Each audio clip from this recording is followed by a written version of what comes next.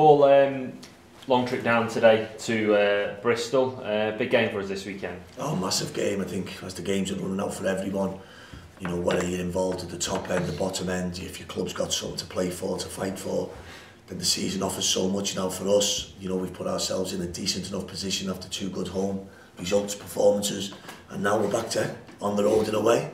And I guess the strength of your position is the fact, like you say there, it's in your own hands. Your fate is very much with you guys. Oh yeah, I think the most important thing for us is we know when we go on the pitch that if we win a game of football, then everything takes care of itself. We all know what the away form's been this season. I think, you know, when you're a group of players like our lads are, it hurts. Of course it hurts, you know. We have a chance over the next 4 or 5 days to do something about it.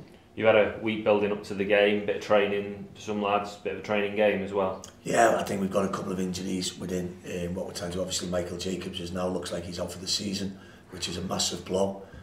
Cal McManaman's got in for a hernia operation this morning, you know, which is needed for a period of time that we've managed to keep quite quiet, and Cal's done well. You know, so obviously they're 2 lads that will be misses for us, but the rest of the lads have to stand up, step forward. And that's an opportunity, isn't it, for someone, as much as you don't want to lose crackers, somebody has to grab that chance. It's football, it's part and parcel. You don't want to lose your best players. You know, Michael's a very important player for us. The team functions and plays better with Michael in it. That's just the reality of where we're at, but we haven't got him. You know, certainly for our supporters, we're going to tinker with our formation tomorrow for sure. You know, we're not going to try and keep doing the same stuff that we've been doing, and hopefully it can yield a positive result. Yeah, and it's going to be tough there at Bristol. They got a great result in midweek and they're flying high at the moment. Doing great, outstanding. You know, probably you look at other football clubs, not with jealousy or envy, but Bristol City, what we would call a proper football club, seem to be very well run. You know, progressing really well under Lee, going through the stages properly, you know, in terms of recruitment, stadium development, etc. And certainly right in the shake-up at the top end of the table, and deservedly so.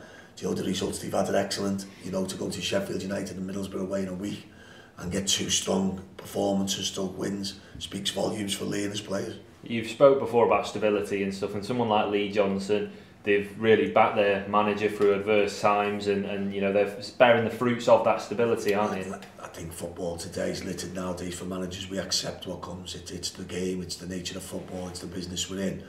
I think for clubs who plan and progressively want to go forward, I think Bristol City's a perfect example of what I would constitute a really good football club. They've got a strong fan base, you know, big club, big stadium, lovely infrastructure, you know, going forward, recruiting players every year to get better and better, and hence the performances on the pitch grow. So, you know, it's a bit of a role model probably for everyone. And you mentioned the away games, you got 2 in quick succession.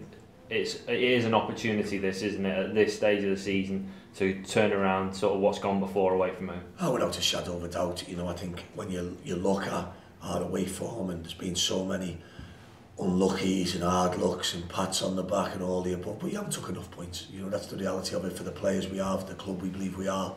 You know, the away form hasn't been good enough. At home, we've said before, the home form's there for everyone to see it. It's frighteningly good. Yet the away form is the total opposite. Why that is, I think everyone can have an opinion on that. I think that becomes a football debate.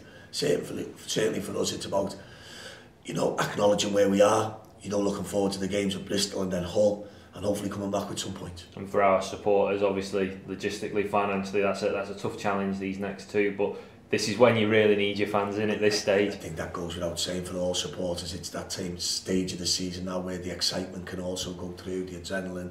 You know, last season, for example, it was the total opposite of this season, you know, but equally probably the achievement could be similar. So we need the full backing of all Wigan fans, both games, and then certainly going into Sunday's game against Norwich.